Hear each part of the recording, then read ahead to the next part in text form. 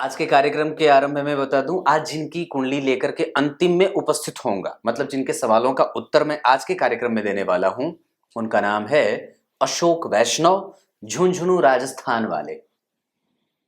यथाकाश स्थितो नित्यम वायु सर्वत्र गो महान तथा सर्वाणि भूतानि मत्स्थानित्युपधार।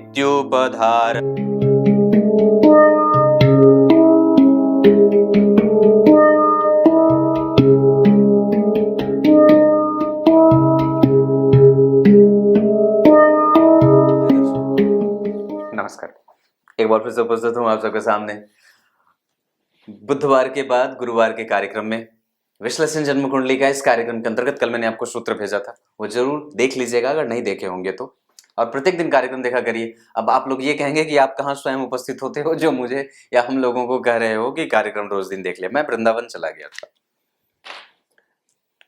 इस वजह से एक दिन नहीं आ पाया। शुरू करते हैं आज का कार्यक्रम। कहीं नहीं जाना है, बिल्कुल बन के रहिएगा। कार्यक्रम के आरंभ में बोले गए गीता जी के श्लोक का अर्थ भी बताने वाला हूं।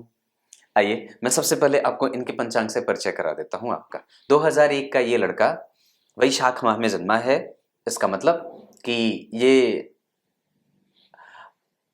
तकनीकी जानकार हो सकता है, या फिर कई बार जब व्यक्ति जो है वो वैशाख माह में जन्मता है तो थोड़ा हठी होता है, मतलब चीजों को लेकर के कभी कभी एक असमंजस की स्थिति में तो नहीं होता, लेकिन हाँ, जो चीज वो चाहता है कि मुझे ये चाहिए, उसे वो पाने का अपना दम पूरा लगा देता है और विपरीत से विपरीत परिस्थिति को अपने तरीके से अपने फेवर में करने वाला होता है और पहचान बनाने वाला होता है। आसपास के लोगों में उसकी बड़ी अच्छी परख होती है। उत्तरायण में जन्मे होने के कारण व्यक्ति के पास आत्मबल है, विश्वास है उसको अपने कर्म क्षेत्र पे, और कार्मिक भी है। साथ ही साथ उत्तरायण में जन्मे होने के कारण व्यक्ति के पास पिता का सुख, पिता का बल, पिता की संपत्ति, या अगर कुछ भी ना हो तो पैतृक धन और बड़ों का आशीर्वाद ये जरूर होता है। मतलब उसके पास एक पोषक होते हैं, एक पोषक समुदाय होता है जो उसकी रक्षा करता है भली भांति। कोई ना कोई उसका जरूर एक ऐसा हो जाता है जो उसकी सुरक्षा के लिए तैयार होता है। वसंत ऋतु में जन्मे होने के कारण व्यक्ति प्रेमी किस्म का है और प्रेम को तवज्जो देने वाला है, प्रेम के अधिकार को समझने वाला और प्रेम पूर्वक ही कर्तव्यों का प्रतिपादन करने वाला भी है। सोमवार के जन्मे होने के कारण व्यक्ति बुद्धिमान है, यशस्वी है, ज्ञानी है, ज्ञान से संपन्न है और प्रभावकारी भी है। कृष्ण पक्ष के द्वितीया तिथि के चंद्रमा शुभग्रह होते हैं, इस वजह से ये एक अच्छी बात होगी जातक के लिए। कैसे? कृष्ण पक्ष के द्वितीय तिथि के जो चंद्रमा होते हैं वो शुभग्रह बन जाते हैं, और जब चंद्रमा शुभग्रह बन जाते हैं तो व्यक्ति के जीवन में धन की स्थिति कभी भी कमजोर नहीं होती है। उसके पास धन का आवागमन लगा रहता है। मतलब आवागमन कहने का मतलब क्या, आए और जाए, पर यहाँ पे धन जो है वो आने की जो गति है वो बिल्कुल ही सुदृढ़ है और अच्छी है, ये कहने का मतलब है। स्वाति नक्षत्र में जन्मे होने से ये बहुत अच्छा है और ये सबसे ज्यादा अच्छा है। स्वाति नक्षत्र में जन्मे होने के कारण व्यक्ति प्रभाव से संपन्न है, उसके पास दिव्य अलौकिक जो है वो शक्ति है, और उसके अनुकूल होने के बाद अगर एक बात कह दूं तो स्वाति नक्षत्र में सिर्फ जन्मे होने से व्यक्ति बहुमुखी हो जाता है और वो कुछ भी कर सकता है। क्लियर है? आगे बढ़ता हूं। हर्षण योग, तैतलकरण, शूद्रवर्ण। कुंडली दिखाने का मतलब क्या है? कुंडली दिखाने में कर्म 3 प्रकार के, प्रारब्ध, संचित और क्रियमाण।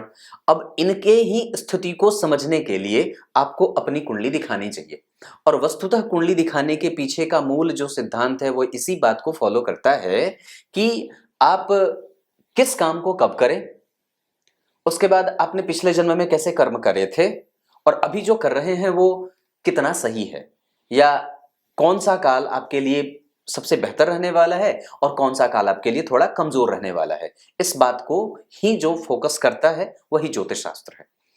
और शूद्र वर्ण और देवगण के होने के कारण व्यक्ति जो है वो हठी है, जिद्दी है, गुस्सैल है, प्रभावी मतलब थोड़ा दबंग भी है एक तरीके से अगर कह सकते हैं तो, लेकिन उसके दिमाग में कभी भी गलत चीजें नहीं चलती हैं, या फिर ये कह सकते हैं कि उसके पास एक अच्छा सा सद्गुण, जिसे प्रत्येक क्षेत्र में व्यक्ति जो होता है वो अच्छा करना चाहता है। उसके पास गलत और गंदे विचार नहीं आते, वो बिल्कुल अच्छा है और अच्छा है।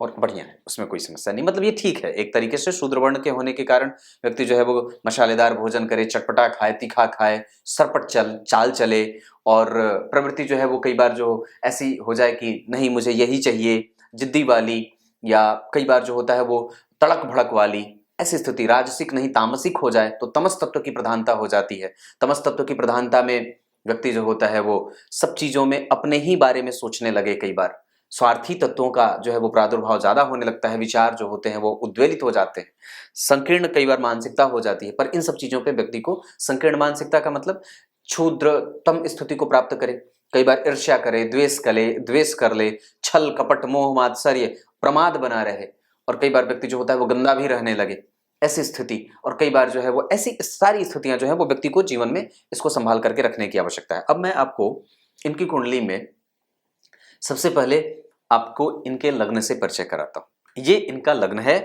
और इनके सवाल जो इन्होंने भेजे हैं वो मैं आपको पढ़ के सुना देता हूं। कहीं नहीं जाना है, बिल्कुल बन के रहिएगा। सवाल इनका जो बना है वो इन्होंने लिखा है कि ये इंजीनियरिंग कर रहा है अभी वर्तमान में।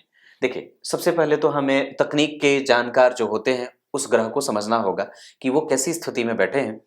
तो इनकी कुंडली में मंगल शनि ये जो हैं, तो शनि जो है वो जन्म कुंडली में 12वें भाव में ज्ञान के कारक गुरु के साथ बैठे हैं, जो कि सप्तम के अधिपति हैं, रोजगार का ये क्षेत्र है। और यहाँ पे शनि जो है वो अति विशिष्ट कारक भी होते भी हैं, और वस्तुतः यहाँ के अधिपति के साथ बैठे हैं, तो ये अच्छी बात है। मूलतः शनि की उच्च राशि यहाँ बनती है, इस वजह से शनि का संबंध अगर सप्तम भाव के अधिपति से हो जाए तो खराब नहीं होगा। मिथुन लग्न की कुंडली के लिए वो भाग्य भाव के अधिपति होते हैं और सप्तम भाव के अधिपति के साथ बैठे हैं 12वें भाव में। थोड़ी बहुत कमजोरी किसको मिलेगी? सप्तम भाव को, जहां व्यक्ति जो है वो किसी भी चीज को सही तरीके से एडमिट नहीं कर पाता है, या कई बार जो उसके दिमाग में होता है उसको सही तरीके से रिप्रेजेंट नहीं कर पाता, या कई बार जितना अंक मिलना चाहिए उतने अंक नहीं मिल पाते, या कई बार व्यक्ति के पास बड़ों का आशीर्वाद थोड़ा कम सा होता है, जैसे पिता का आशीर्वाद कम हो, जैसे जो बड़े लोग होते हैं या गुरुजनों का आशीर्वाद थोड़ा कम हो जाए, या मेहनत करने के बाद उतने अंक न मिले, ये स्थिति बन सकती है। भाग्य भाव के अधिपति, अब जरा ध्यान से समझिए, तो ये जो भाव होता है ये पिता के सुख का होता है या पिता के उपभोग का होता है, और इस भाव के अधिपति जन्म कुंडली में दशम भाव के अधिपति के साथ जाकर के विदेश जा रहे हैं, यानी कि ये थोड़े कमजोर भी होंगे। क्यों ऐसा हो सकता है? क्योंकि ये सप्तम भाव के अधिपति के साथ, और कुंडली दशम भाव के अधिपति होते हैं गुरु यहाँ पे, और शनि दशम नवम के अधिपति होने के साथ साथ अष्टम के, तो सप्तम और अष्टम और नवम और दशम ये चारों घरों का संयोग एक साथ कहां हो रहा है? जन्म कुंडली के 12वें भाव में। मतलब इन चारों की समस्याएं थोड़ी थोड़ी बढ़ सकती हैं, इन चारों भावों की। जहां शनि जो है वो विपरीत स्थिति कई बार खड़ा करे, भाग्य का प्रभाव थोड़ा कमजोर हो जाए, दाम्पत्य जो है वो थोड़ी कमजोरी में बीते, और रोजगार के लिए दूर देश भटकना पड़ता है, ऐसी स्थितियां बनती है। पर यहां पे चंद्रमा के बैठने के कारण और यहाँ के अधिपति का जन्म कुंडली में योग कारक स्थिति पैदा कर देने के कारण व्यक्ति ज्ञानी है, संपन्न होगा, प्रेम बहुत अच्छा उसको समाज से और लोगों से और परिवार से और कुटुंब से मिल जाता है। पर याद करिए, मैंने एक सूत्र बताया था, और वो सूत्र मैंने ये बताया हुआ था कि सूर्य बुध और शुक्र तो दरअसल बैठना एक ही जगह चाहते हैं, लेकिन जब वो बैठ जाते हैं तो कई बार वो कुंडली को कमजोर भी कर देते हैं। इनकी कुंडली में पिता भाव में ही ये तीनों बैठे हैं, जहां बुध नीच का, शुक्र का उच्च भंग करना और सूर्य का दशम स्थान में बैठना, जहां के अधिपति वो कौन है? तो व्यक्ति को कई बार अपना काम करने के पीछे उद्वेलित करेंगे, और व्यक्ति कई बार सोचेगा कि मैं कुछ न करूं, अपना काम करता रहूं। ऐसी स्थिति भी व्यक्ति के जीवन में आएगी और पिता के प्रभाव को कमजोर करने वाली बना देगी। मतलब व्यक्ति जो है वो पिता के प्रभाव से कई बार वंचित हो जाता है, या व्यक्ति के जीवन में पिता का सुख नहीं मिलता। इनके पिता नहीं है, और दरअसल गौर करिए तो सूर्य बुध और शुक्र का प्रभाव यहाँ पे एकमात्र संशय वाली कोई बात ही नहीं है कि यही कारण है कि व्यक्ति के पिता का प्रभाव इसके ऊपर से विलुप्त रहा या कमजोर रहा। पैतृक संपत्ति है और व्यक्ति के पास धन का सुख होगा। क्यों?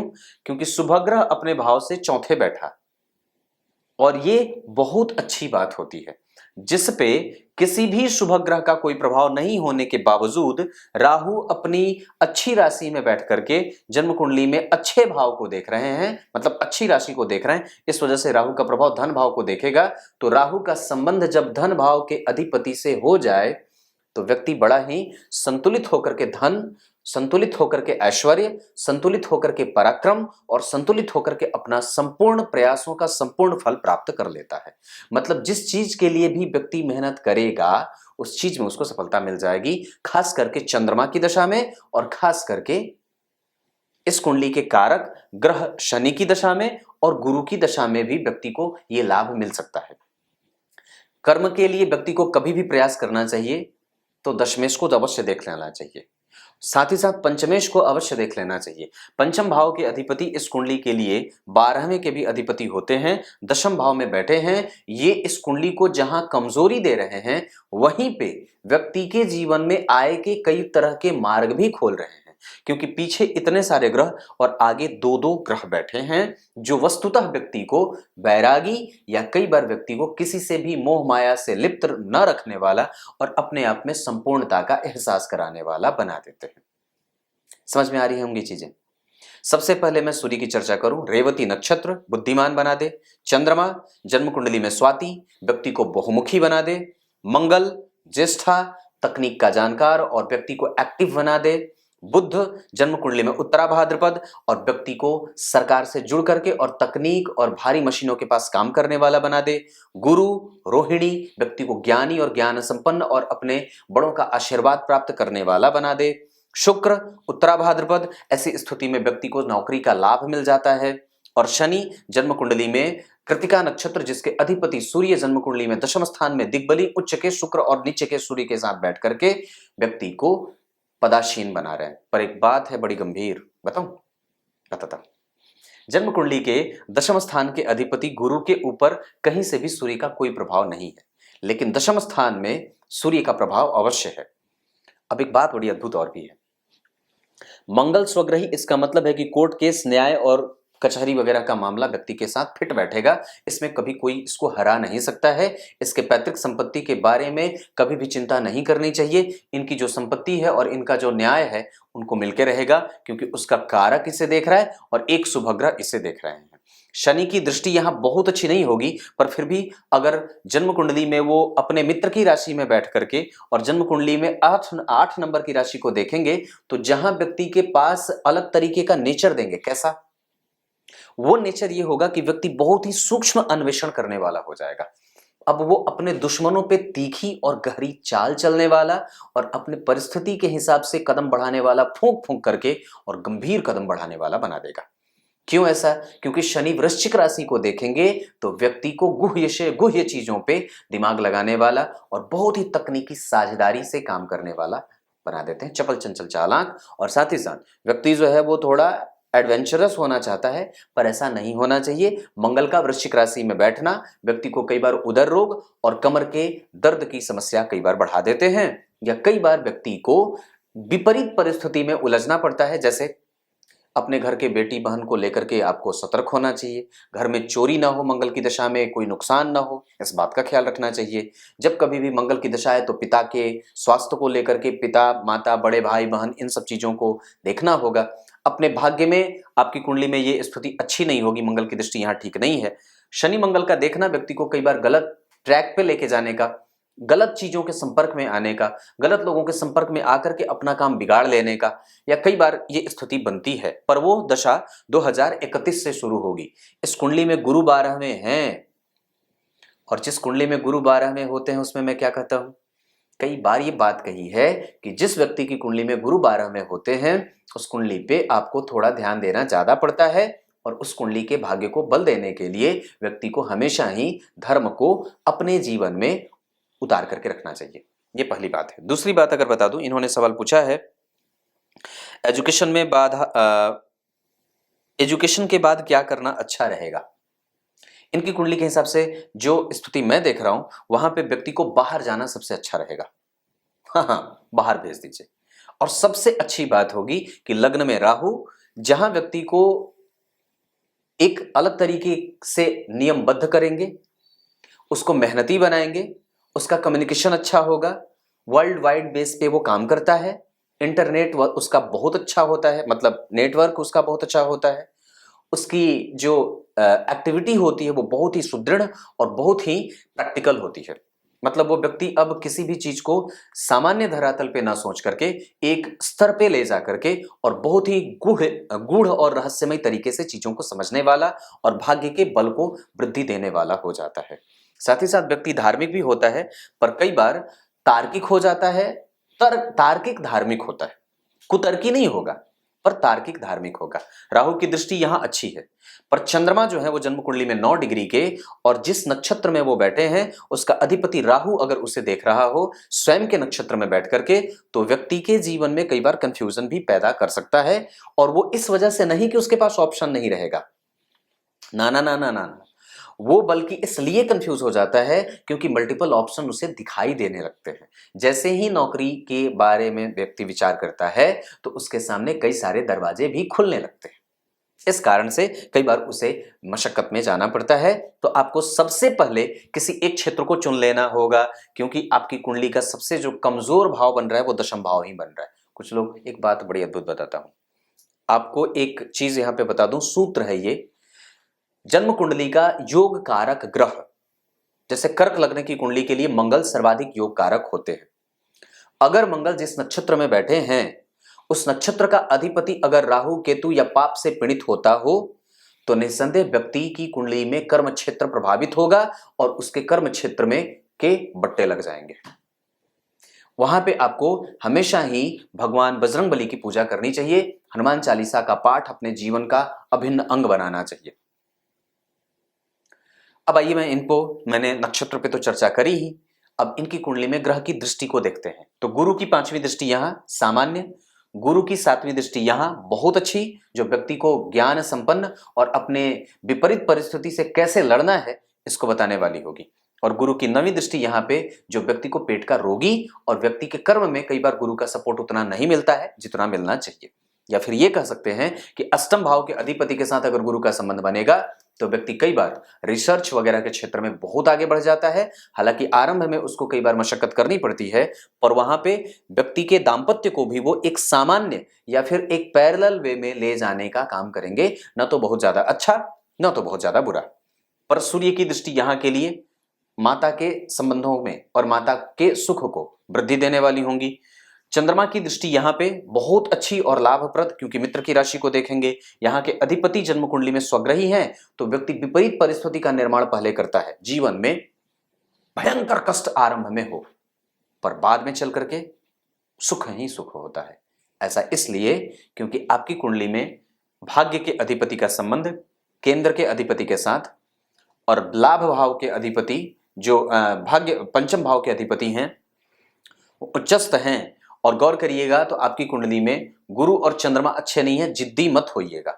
और गुरु और मंगल का शिक्षक योग, शनि और मंगल का तकनीक का जानकार और व्यक्ति को कई तरीके से धन कमाने वाला और तिकड़मी बना देते हैं। साथ ही साथ व्यक्ति के जीवन के आरंभ को कष्ट में रखने वाले बन जाते हैं।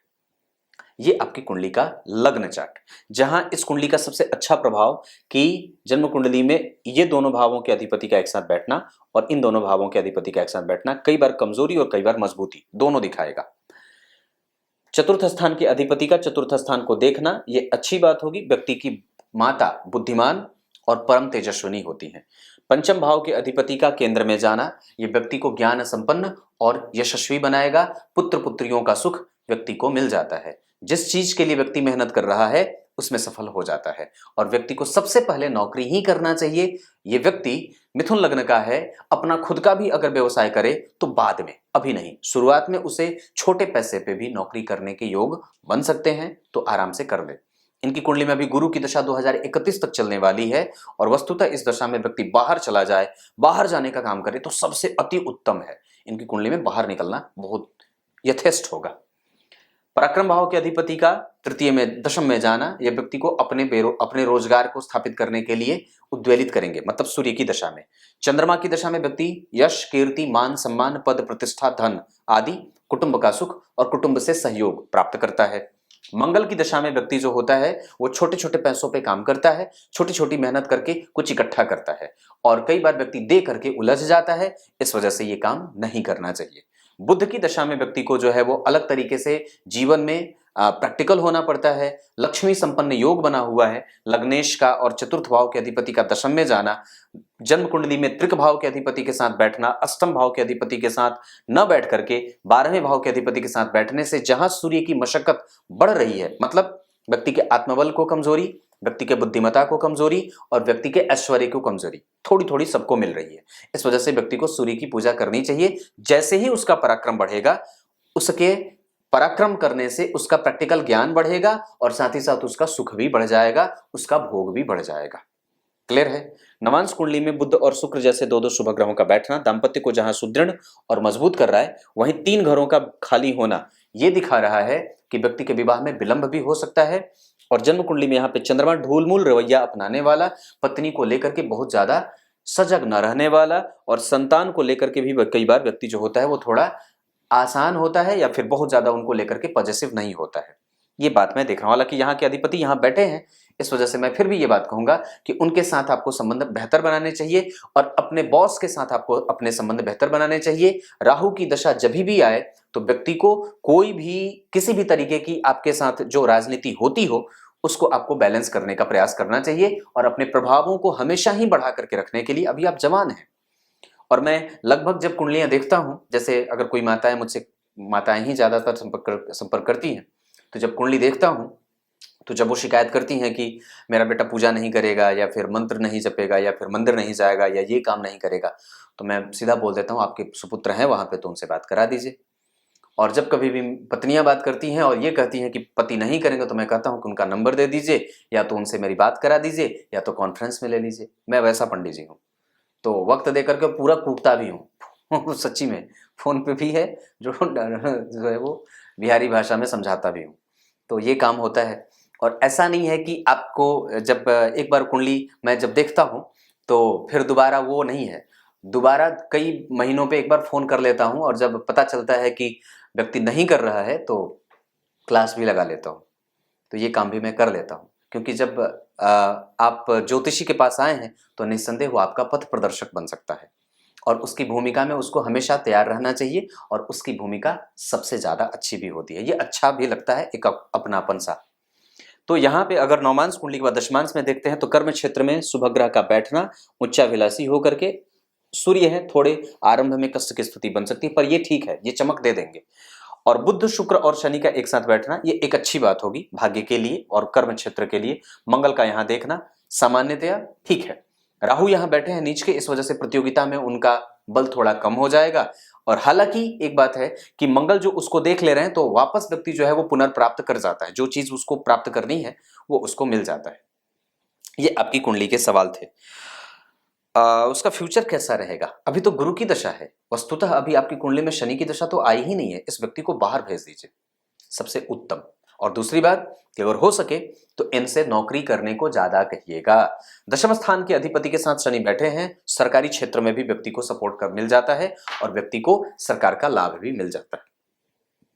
अगर इनकी कुंडली में मैं दाम्पत्य की दृष्टि से देखूं तो शनि नौमांश कुंडली में शतभिखा नक्षत्र, सूर्य शतभिखा में राहु के निकट, राहु के साथ यहां, ये कई बार व्यक्ति के जीवन में प्रेम को कमजोर कर देते हैं। और वस्तुतः आपकी कुंडली में नमांश कुंडली में तृतीय भाव में चंद्रमा का बैठना, यहां ये व्यक्ति को कई बार असामान्य या ढूलमूल बना देते हैं, जहां व्यक्ति बहुत ज्यादा अपने विवाह को लेकर के और उसको बचाने को लेकर के बहुत ज्यादा अधिकार पूर्वक बात नहीं करता है, वो थोड़ा न्यूट्रल होता है। नौमांश कुंडली में शुक्र और बुध का लग्न में बैठना, वहां पे व्यक्ति के वैभव को और व्यक्ति के विवाह को थोड़ी बहुत विलंब की स्थिति में लेके जाते हैं। बुध स्वाति नक्षत्र के और लग्न नवांश का विशाखा का बना है, इस वजह से पत्नी अच्छी होती है, सुंदर होती है और पति के प्रेम को तरसती रहती है। ऐसा भी होते देख रहा हूं। इस वजह से कभी भी ऐसी स्थिति ना आए जहां पत्नी जो है वो अलगाव थोड़ा सा भी महसूस करे। उसके बाद अगर नवांश कुंडली के बाद लग्न की चर्चा करता हूं तो जहां राहु 15 डिग्री के बैठ करके बढ़िया अवस्था में है, अपने परिणाम वो 100% देंगे और अच्छा भी देंगे। लेकिन हाँ, उनकी स्थितियां जो बन रही हैं वो थोड़ी थोड़ी कमजोरी वाली भी बन रही हैं। लेकिन वो ग्रह अपनी डिग्री में बैठा है, अपनी राशि में बैठा है, अपने प्रभाव में बैठा है और 3 नंबर की राशि में वो अच्छे परिणाम करते देखे गए हैं। इस वजह से मंगल की दशा में सामान्यतया कुछ अच्छे तो कुछ बुरे स्पर्श एक अच्छाई ज्यादा, क्योंकि केंद्र में बैठे हैं, केंद्र के अधिपति होकर के केंद्र में बुध बैठे हैं, लेकिन वो नीच के हैं। इस वजह से थोड़ी सी समस्या राहु की बढ़ रही है और इस वजह से जातक को थोड़ी बहुत परेशानी हो सकती है। वैसे एक बात और बताता हूं, तो आपकी कुंडली में अगर मैं षडबल में बात करूं तो सूर्य, मंगल, गुरु और शुक्र ये सब अच्छे बन रहे हैं और निस्संदेह इनकी दशाएं आपके लिए अच्छी जा सकती हैं। आपके लिए सबसे बढ़िया उत्तर दिशा, आपके लिए सबसे अच्छी जो राशि अंक संख्या मतलब जो कह सकते हैं वो 6 नंबर की हो सकती है। उसके बाद आपके लिए कुंभ राशि और तुला राशि और मेष राशि अच्छी साबित हो सकती है। आपकी कुंडली के लिए बुधवार का दिन अच्छा हो सकता है। आपकी कुंडली में अगर नक्षत्र वगैरह देखें तो पुष्य, अनुराधा, उत्तरा भाद्रपद, उत्तराषाढ़ा, उत्तरा फाल्गुनी और पुनर्वसु और श्रवण, हस्त, ये सब कुछ नक्षत्र आपके लिए अच्छे हो सकते हैं। दिशा मैंने उत्तर बताया।